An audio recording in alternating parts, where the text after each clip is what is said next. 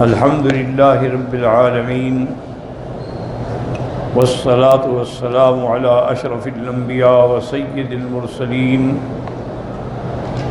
سيدنا محمد وعلى آله وأصحابه أجمعين.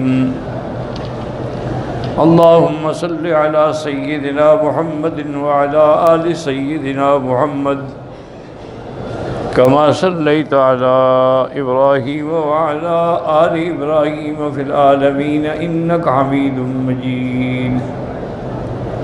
أعوذ بالله من الشيطان الرجيم. بسم الله الرحمن الرحيم.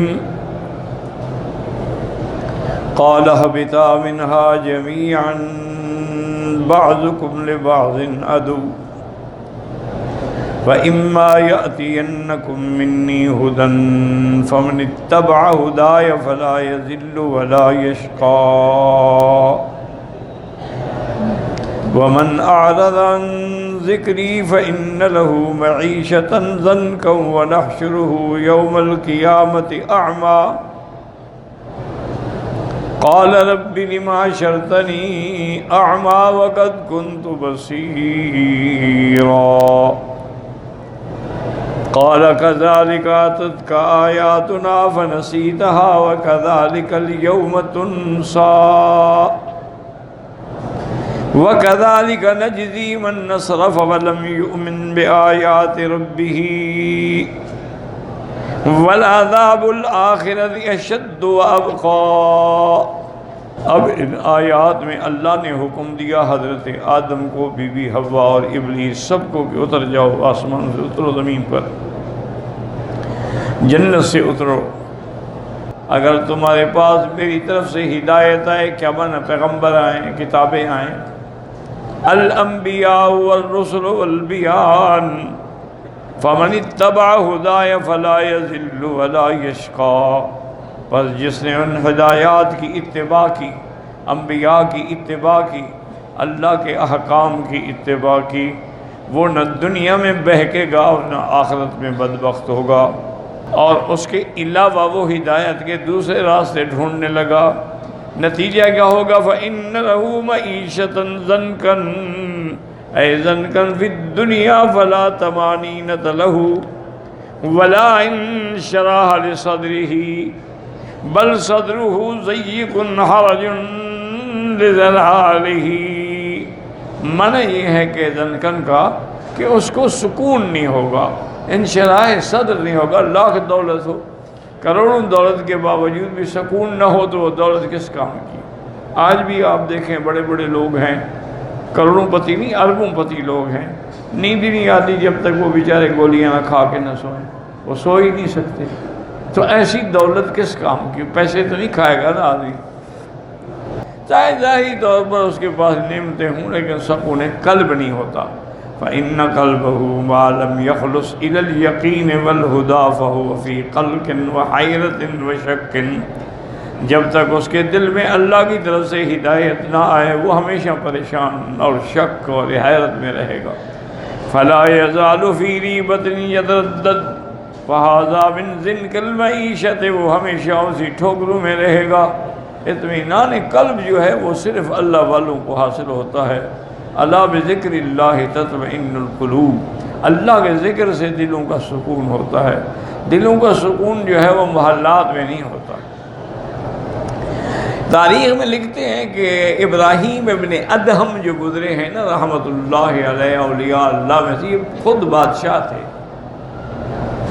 اتفاق سے ایک دن اپنے شاہی محل میں بیٹھے ہوئے تھے کہ ایک آدمی آوازیں لگا رہا تھا بھی میرا اونٹ گم ہو گیا ہے، کسی نے دیکھا ہے؟ تو بادشاہ کو غصہ آ گیا. میں نے کہا اونٹ گم ہوتا ہے تو جا کے جنگل میں تلاش کرے یا بادشاہ کے محل میں تلاش کرنے کے لیے آ گیا؟ انہوں نے کہا پکڑو اس کو. پکڑ کے لے آئے. انہوں نے کہا کیا بات ہے، کیا شور کر رہے ہو؟ انہوں نے کہا حضرت میرا اونٹ گم ہو گیا، غریب آدمی، وہی میرا ایک ہی تو اونٹ ہے. تو انہوں نے کہا بھی اونٹ اگر گم ہو جائے تو وہ جنگل میں ہوگا، صحرا میں ہوگا، کسی کھیت میں ہوگا، وہ شاہی محل میں تو نہیں ہوگا. وہ ہنس پڑا. تو ابراہیم نے فرمایا کس بات میں؟ انہوں نے کہا کمال کی بات ہے، اگر تیرے محل میں میرا اونٹ نہیں مل سکتا تجھے بھی خدا نہیں مل سکتا۔ خدا بھی فقیروں کے پاس ملتا ہے۔ تمنا درد دل کی ہو تو کر خدمت فقیروں کی، نہیں ملتے یہ گوہر بادشاہوں کے خزینوں میں۔ بات وقت کی بات ہوتی ہے، دل کو بات لگ گئی۔ ابراہیم نے ملک چھوڑ دی، حکومت چھوڑ دی، سب کچھ چھوڑ دی، السلام علیکم جا۔ اب مدتوں کے بعد اس کے دوست یا اس کے زمانے کے جو وزراء تھے وہ گزرے کہ دیکھا کہ دریا کے کنارے پہ مصلی بچھا کے بیٹھے ہیں، تسبیح پڑھ رہے ہیں۔ تو انہوں نے جا کے سلام کیا، انہوں نے کہا حضرت یہ آپ کی کیا حال ہے؟ کیوں؟ الحمدللہ میں تو بڑا مطمئن ہوں۔ انہوں نے کہا حضور آپ نے بادشاہی چھوڑ دی، آج جنگل میں اکیلے بیٹھے ہوئے ہیں۔ آپ کے ہاتھ میں ایک سوئی تھی، کپڑا سی رہے تھے، وہ دریا میں ڈالی اور حکم دیا مچھلیوں کو کہ میری سوئی ڈھونڈ کے لے آؤ۔ اب وزیر دیکھ رہے ہیں کہ وہ جناب ساری مچھلیاں منہ میں سوئی لے کے آئی ہوئی ہے۔ تو انہوں نے کہا جب سے ہم نے اللہ کی غلامی کی ہے نا، جنگل کے اور دریاؤں کے درندے اور پرندے اور چرندے بھی ہمارے ماتحت ہیں، جب تک ہم اللہ کے نہیں تھے اس وقت تو صرف تم لوگ ہی ہمارے ساتھ تھے۔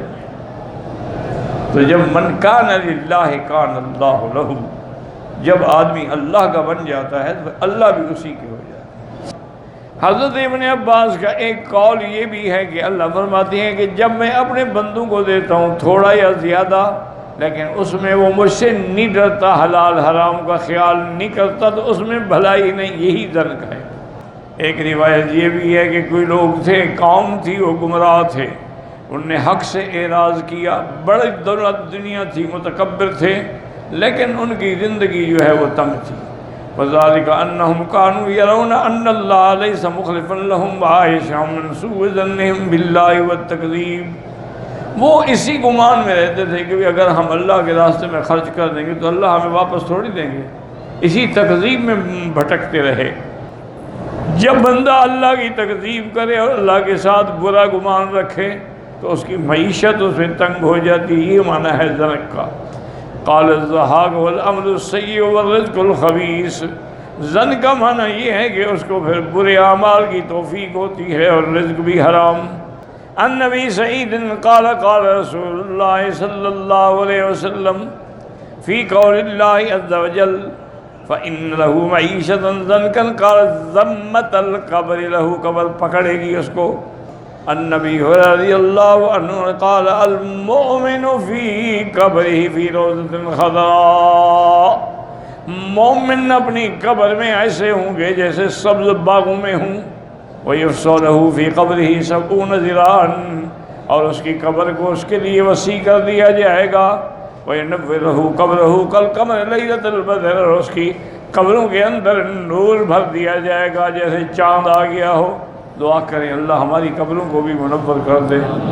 اللہم ثبتنا علی الایمان، اللہم ارزقنا حسن الختام، اللہم وسع مدخلنا، اللہم برد مضجعنا، نور قبورنا وقبور آبائنا وقبور المسلمین۔ یہ دنیا کی سزا تو پھر بھی آسان ہے، لیکن عذاب آخرت جو ہے وہ بہت زیادہ سخت ہے، واللہ اعلم۔